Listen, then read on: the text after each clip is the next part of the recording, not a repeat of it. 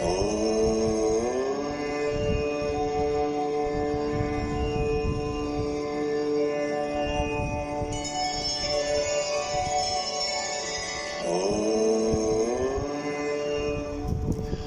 नमः शिवाय। शिव पुराण की श्री रुद्र संहिता के प्रथम खंड का आज हम 16वां व 17वां अध्याय पढ़ेंगे। 16वें अध्याय का शीर्षक है सृष्टि की उत्पत्ति। ब्रह्मा जी बोले, नारद, शब्द आदि पंचभूतों द्वारा पंचाकरण करके उनके स्थूल आकाश, वायु, अग्नि, जल और पृथ्वी, पर्वत, समुद्र, वृक्ष और कला आदि में युगों से और कालों की मैंने रचना की तथा और भी कई पदार्थ मैंने बनाए।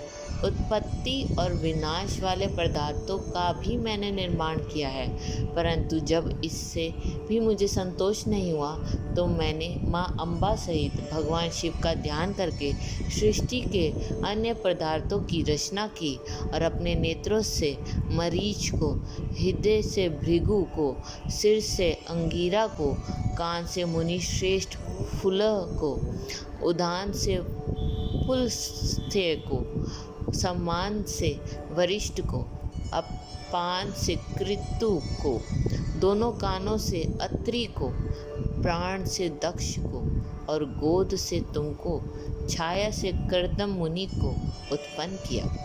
सब साधनाओं के साधन धर्म को भी मैंने अपने संकल्प से प्रकट किया। मुनि श्रेष्ठ, इस तरह साधकों की रचना करके महादेव जी की कृपा से मैंने अपने को कृतार्थ माना। मेरे संकल्प से उत्पन्न धर्म मेरी आज्ञा से मानव का रूप धारण कर साधन में लग गए।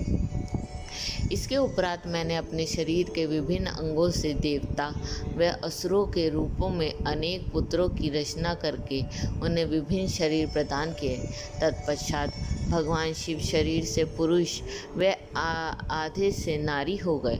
पुरुष स्वयंभू मनु नाम से प्रसिद्ध हुए एवं उच्च कोटि के साधक कहलाए। नारी रूप से सतरूपा नाम वाली योगिनी एवं परम तेजस्विनी स्त्री उत्पन्न हुई। मनु ने वैवाहिक विधि से अत्यंत सुंदरी सतरूपा का पानी ग्रहण किया और मैथुन द्वारा सृष्टि को उत्पन्न करने लगे। उन्होंने सतरूपा से प्रियव्रत और उतानपाद नामक 2 पुत्र तथा आकुति, देवहूति और प्रस्तुति नामक 3 पुत्रियां प्राप्त की। आकुति का रुचि मुनि से, देवहूति का कर्दम मुनि से तथा प्रस्तुति का दक्ष प्रजापति के साथ विवाह कर दिया गया। इनकी संतानों से पूरा जगत चराचर हो गया। रुचि और आकुति के वैवाहिक संबंध में यज्ञ और दक्षिणा नामक स्त्री पुरुष का जोड़ा उत्पन्न हुआ। यज्ञ की दक्षिणा से 12 पुत्र हुए। मुने कर्दम और देवहूति के संबंध से बहुत सी पुत्रियां पैदा हुई। दक्ष और प्रस्तुति से 24 कन्याएं हुई। दक्ष ने 13 कन्या का विवाह धर्म से कर दिया। ये 13 कन्याएं शारदा, लक्ष्मी, धृति, तुष्टि, पुष्टि, मेधा, क्रिया, बुद्धि, लज्जा, वसु, शांति, सिद्धि और कीर्ति हैं। अन्य 11 कन्याओं ख्याति, सती, संभूति, स्मृति, प्रीति, क्षमा, सन्निति, अनुसूया, ऊर्जा, स्वाहा और स्वधा का विवाह भृगु, शिव, मरीच, अंगीरा, पुलस्त्य, पुलह, क्रूत, अत्रि, वशिष्ठ, अग्नि और पितर नामक मुनियों से संपन्न हुआ। इनकी संतानों से पूरा त्रिलोक भर गया। अंबिका पति महादेव जी की आज्ञा से बहुत से प्राणी श्रेष्ठ मुनियों के रूप में उत्पन्न हुए। कल्प भेद से दक्ष की 60 कन्या हुई। उनमें से 10 कन्याओं का विवाह धर्म से, 27 का चंद्रमा से, 13 कन्याओं का विवाह कश्यप ऋषि से संपन्न हुआ। नारद, उन्होंने 4 कन्याएं अरिष्टनेमि को ब्याह दी। भृगु, अंगिरा और कुशास से 2-2 कन्याओं का विवाह कर दिया। कश्यप ऋषि की संतानों से संपूर्ण त्रिलोक आलोकित है। देवता, ऋषि, दैत्य, वृक्ष, पक्षी, पर्वत तथा लताएं आदि कश्यप पत्नियों से पैदा हुए हैं। इस तरह भगवान शंकर की आज्ञा से ब्रह्मा जी ने पूरी सृष्टि की रचना की। सर्वव्यापी शिवजी द्वारा तपस्या के लिए प्रकट देवी जी ने रुद्रदेव ने त्रिशूल के अग्रभाग पर रखकर उनकी रक्षा की। वे सती देवी की दक्ष से प्रकट हुई थी। उन्होंने भक्तों का उद्धार करने के लिए अनेक लीलाएं की। इस प्रकार देवी शिवा ही सती के रूप में भगवान शिव की अर्धांगिनी बनी। परंतु अपने पिता के यज्ञ में अपने पति का अपमान देखकर उन्होंने अपने शरीर को यज्ञ की अग्नि में भस्म कर दिया।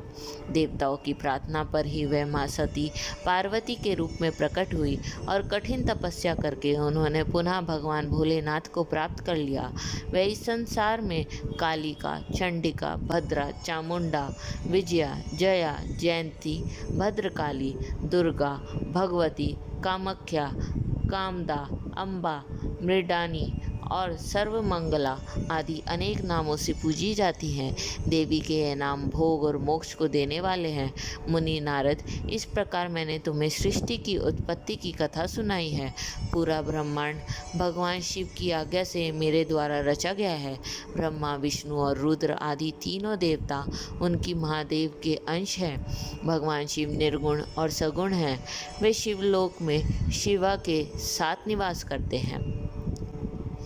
17वां अध्याय का शीर्षक है पापी गुणादि की कथा। सूत जी कहते हैं, हे ऋषियों, तत्पश्चात नारद जी ने विनयपूर्वक प्रणाम किया और उनसे पूछा, भगवान शंकर कैलाश पर कब गए और महात्मा कुबेर से उनकी मित्रता कहाँ और कैसे हुई? प्रभु शिवजी कैलाश पर क्या करते हैं, कृपया कर मुझे बताइए। इसे सुनने के लिए मैं बहुत उत्सुक हूँ। ब्रह्मा जी बोले, हे नारद, मैं तुम्हें चंद्रमौली भगवान शिव के विषय में बताता हूँ। कापिल्य नगर में यज्ञदत्त दक्षित नामक एक ब्राह्मण रहते थे, जो अत्यंत प्रसिद्ध थे।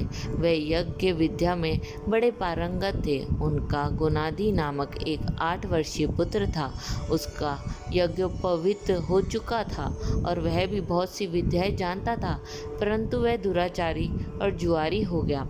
वह हर वक्त खेलता कूदता रहता था तथा गाने बजाने वालों का साथी हो गया था।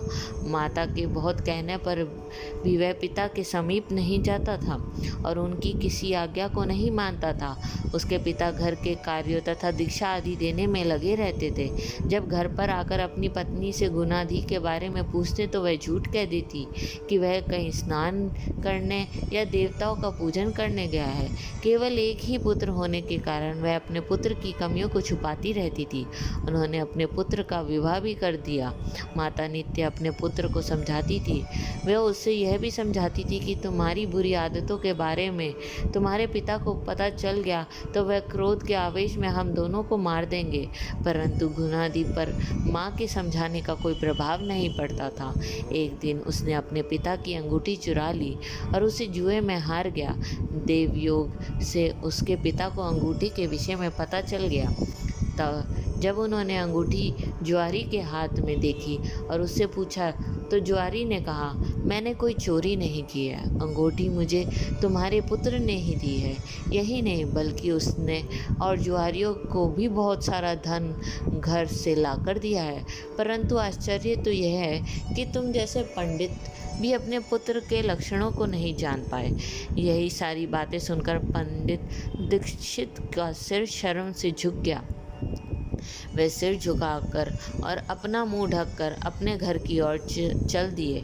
घर पहुंचकर गुस्से से उन्होंने अपनी पत्नी को पुकारा। अपनी पत्नी से उन्होंने पूछा, तेरा लाडला पुत्र कहाँ गया? मेरी अंगूठी जो मैंने सुबह तुम्हें दी थी वह कहाँ है? मुझे जल्दी से दे दो। पंडित ने पत्नी से फिर झूठ बोल दिया, मुझे स्मरण नहीं है वह कहाँ है। अब तो दीक्षित जी को और क्रोध आ गया। वह अपनी पत्नी से बोले, तू बड़ी सत्यवादिनी है, इसलिए जब भी गुणादि के बारे में मैं पूछता हूँ तब मुझे अपनी बातों से बहला देती है। यह कहकर दीक्षित जी घर के अन्य सामानों को ढूंढने लगे, किंतु उन्हें कोई वस्तु ना मिली, क्योंकि वह सब वस्तुएं गुणादि जुए में हार चुका था। क्रोध में आकर पंडित ने अपनी पत्नी और पुत्र को घर से निकाल दिया और दूसरा विवाह कर लिया।